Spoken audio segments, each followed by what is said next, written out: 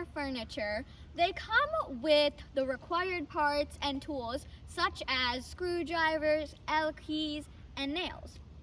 But in our house, we have at least 30 different L keys and maybe 10 different screwdrivers.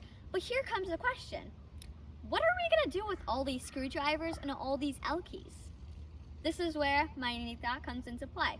How about whenever you order furniture, it comes with two options. Either you can have the tools, but you have to return them when you're done building the furniture. And the second option could be you just don't get the tools and you use your own. And this adjusts the price.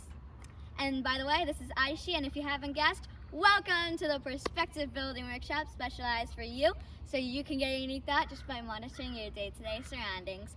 And if I can get my unique thought just by looking at the prices of furniture and tools, I'm sure you can too. Bye, and thank you for watching.